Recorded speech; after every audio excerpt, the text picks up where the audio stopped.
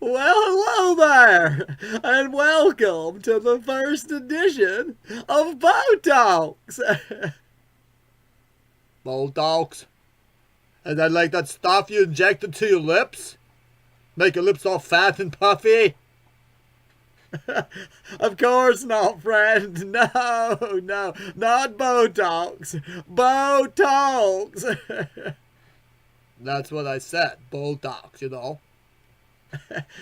No, I'm sorry. I think you're misinterpreting me, friend. You say, I am Bo.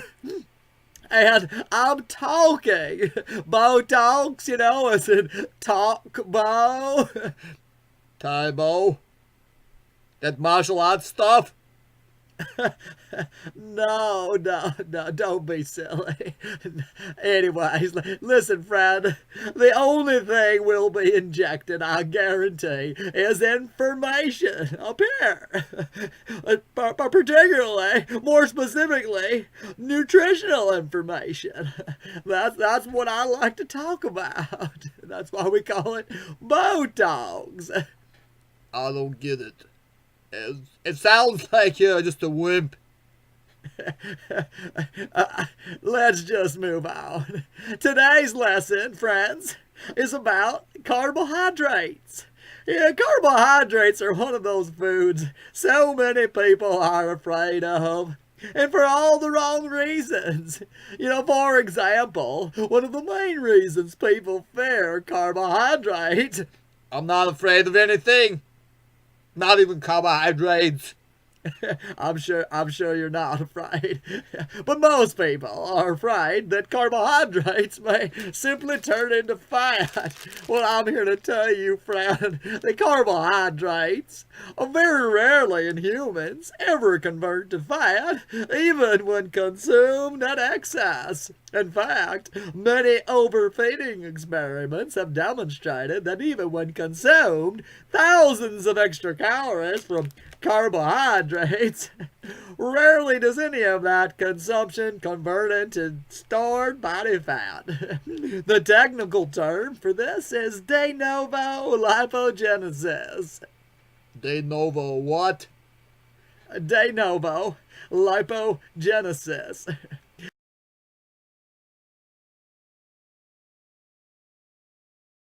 Now, in humans, this is a pathway that is rarely observed, even again in massive overconsumption of carbohydrates.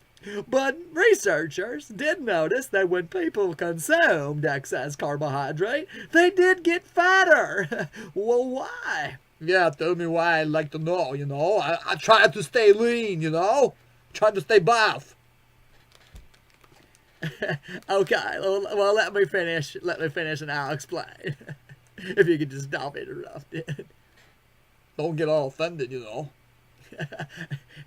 Anyways, moving on. So you see, what happens is when we consume excess carbohydrate, our brain, it loves to burn carbohydrate. So what researchers found was that we just simply burn more carbohydrate. In addition, glycogen levels stored in our body begin to expand. And in other words, the body burns more carbohydrate in response to that smells good. In response to carbohydrate overfeeding or carbohydrate feeding, the body will begin to burn more carbohydrate. That's good news, folks. You can eat lots of carbohydrate. But unfortunately, when all that fat came in, well, that fat that was in our diet, it simply was stored as fat. In other words, the fat you eat is the fat you wear. I don't need much fat.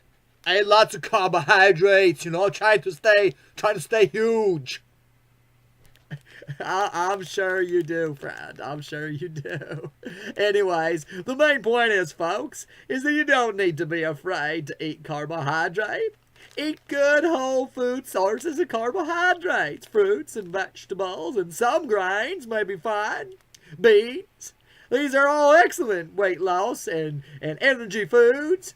But be very careful to limit your fat consumption. Now, it isn't that we have to be afraid of fat either. It's just that we want to make sure we consume a healthy level. Remember, fat is the most easily stored macronutrient. It practically requires no energy at all to store the fat you eat as the fat you are. Converting carbohydrates to fat, on the other hand, requires a tremendous amount of energy. Why would your body take this path? It doesn't make any sense. So what you're saying is I should eat lots of carbohydrates if I want to be huge and lean and muscular. That's what I do, friend. I eat carbohydrates all the time. Yes, oh, that's great. Well, that is wonderful. Well, anyways, if you have any more questions or you're wondering about how to consume a healthy weight loss and muscle building diet? Yes, exactly. Just get a hold of me at botafitness.com. That is BOTA fitness.com. Check out my blog. Have a nice day, friends. Yeah. Have a nice day. Go pump some iron and eat your car.